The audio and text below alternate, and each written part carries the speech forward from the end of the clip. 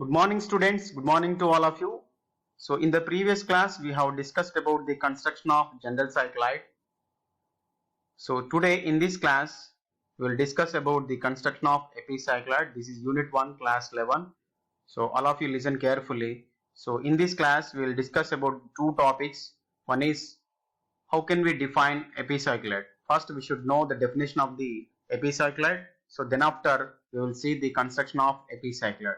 So let us see first definition of the epicycloid. How can we define epicycloid? So already we have seen a definition of the epicycloid in the previous class. So how can we define? So once again listen.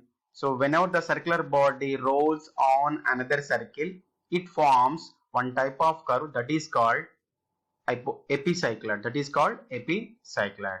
So or we can define in other way. It is a curve traced by a point P on the circumference of the circle which rolls outside the another circle. Outside the another circle.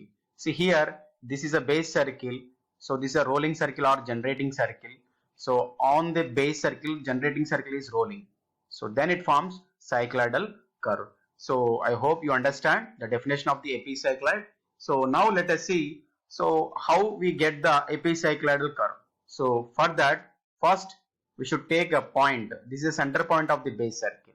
This is the center point of the base circle O. So draw some part of the base circle. Draw some part of the base circle. See, this is a base circle. So on this base circle, a small circle is rolling. So for one revolution, this is a starting point and this is the ending point. So whenever the circular body rolls on this circular body, so it makes or it forms some angle at the center of the base circle. See here, so connect these two endpoints. Okay, so these connect these two endpoints. So if we draw a full circle of the base circle, it will be like this. So these two inclined line makes an angle theta at center of the base circle. See here on this base circle we have a small circle that is a generating circle or rolling circle. So initially it is contacting with the base circle at point P1. So after completion of half revolution, the point P1 comes up at this particular position. Next half revolution it comes down again. So at this particular position.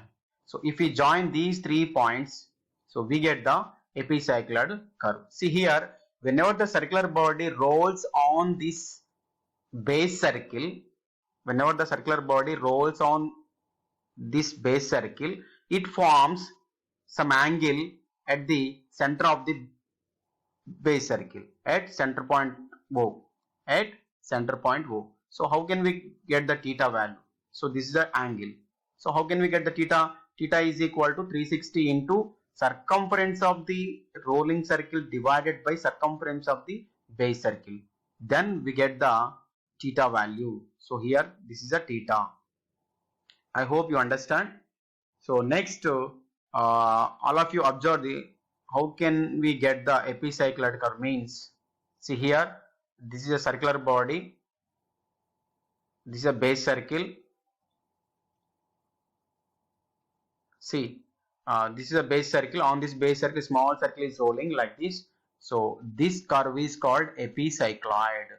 So whenever the small circle rolls on another circle, then it forms a curve that is called epicycloid. So next we will see problem. So draw epicycloid of rolling circle diameter is 40 mm, which rolls outside the another circle, that is base circle, of 150 mm diameter for one revolution. And also draw tangent and normal line at any point on the curve. So given data, rolling circle diameter is given, that is d is equal to 40 mm, radius is equal to 20 mm. Base circle diameter is given, that is capital D, that is equal to 150 mm. Capital R is equal to radius of the base circle is equal to 75 mm. See here, this is a base circle, this is a rolling circle. So the angle between these two inclined lines should be theta.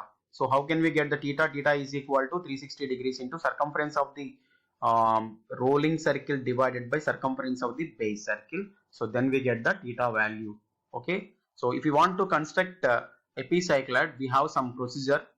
So first we should calculate angle made by the PQ. First we should calculate angle made by the PQ arc at the center of the base circle. At the center of the base circle. So this is a formula. So how can we calculate the theta value? Theta is equal to 360 into 2 pi r divided by 2 pi r. So here 2 pi gets cancelled. Therefore theta is equal to 360 degrees into small r by capital R, where small r is equal to what? Radius of the rolling circle. So that is 20. So radius of the base circle is 75. So finally we get that theta is equal to 360 into 20 by 75. If we calculate this value, so we get that 96. So therefore theta is equal to now what? 96 degrees. 96 degrees means we should maintain the angle between these two lines. See here in this diagram. So the angle between these two lines from this line to this line. So the angle between these two lines should be, now we should maintain 96 degrees. So this is the first point in construction procedure. Second point, mark a point O, mark a center point O for base circle. First, mark a center point O for base circle. Third point, with center O and radius equal to 75, that is capital R. Capital R. Draw the sum part of the base circle. This is a third point. Fourth point, mark a point O dash on the line OP such that PO dash is equal to R. R is equal to what? Radius of rolling circle. Next, divide the base circle, rolling circle into 12 number of equal parts. Divide the rolling circle into 12 number of equal parts. This is the sixth point. So we have another point, sixth point. With center O, draw the circular arcs from the points 12, 111, 210, 39, 48, 57 and 6. So from these points, draw the circular arcs with center O. Next, divide the PQ line into 12 number of equal parts. These lines meet your center arc at O1, O2 and so on O12. So next, with center O1 and radius equal to small r, that is 20 mm, draw the arc intersecting the arc 111 at P1. Okay, so repeat this 8th step for all points. We get the P1, P2, P3, P4 and so on P12. So if we draw a smooth freehand curve to the point P1, P2, P3, P4 and so on P12, so it is the required epicycloid. So after constructing the epicycloid, it will be look like this. Okay, this is the final answer. Okay, so now let us see how we draw epicycloid by using above construction procedure. So let us see how we draw the epicycloidal curve by using above construction procedure with the help of draft. Okay, so all of you observe carefully. Okay students, if we want to draw the epicycloid curve, first we need to calculate the theta value. How can we calculate theta? So we have a formula. Theta is equal to 360 degrees into small r divided by capital R, where small r is equal to what? Radius of the rolling circle. Capital R is nothing but what? Radius of the base circle. So already we have calculated the theta value, that is how much we got the theta? 96 degrees. Theta is equal to 90. First, mark a point O dash. So this is the center of the base circle. With center O dash, radius equal to 75 mm. Draw the sum part of the base circle. Sum part of the base circle. So now with the help of scale, connect the one end of the arc and center of the base circle. Here we got intersecting points.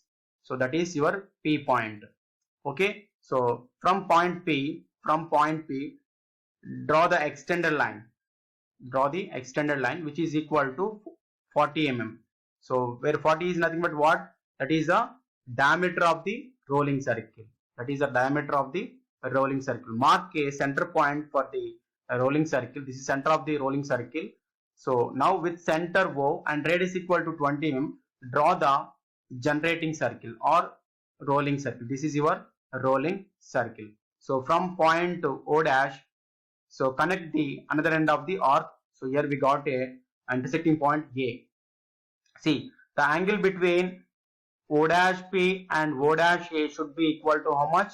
96 degrees. So this is 96 degrees. The angle between O dash P line and O dash A should be equal to 96 degrees.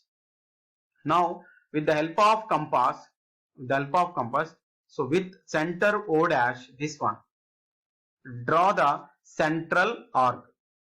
Draw the central arc. So from point O.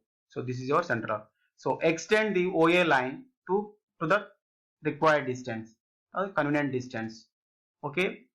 So divide the rolling circle into 12 number of equal parts. Divide the rolling circle into 12 number of equal parts. So already we know how to divide a circle into 12 number of equal parts by using circle dividing method. And similarly, divide the PA arc. So this is your PA arc. Divide the PA arc into same number of equal parts, means 12 number of equal parts.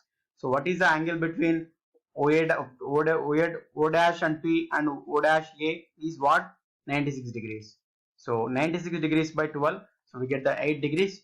So each part represent here 8 degrees. From here to this line is 8 degrees, and remaining is 8 degrees, and so on, 8 degrees.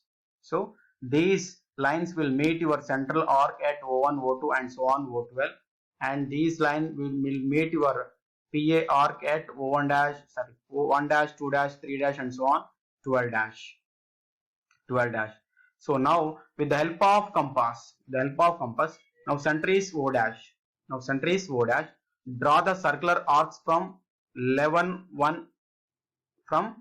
point and 1 point. With center O dash, draw the circular arc from point 11 and from point 1. And similarly draw the circular arc from point 10 and 2. And from point 9 and 3. And similarly from 8 and 4. And 7 and 5.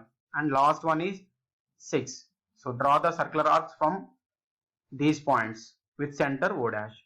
So now with the help of compass, now take loading circle radius is radius. So means OP is the radius. O1 is the center. Cut the 11-1 arc, circular arc. So this is your P1 point. Similarly, O2 is the center. Cut the 10-2 circular arc.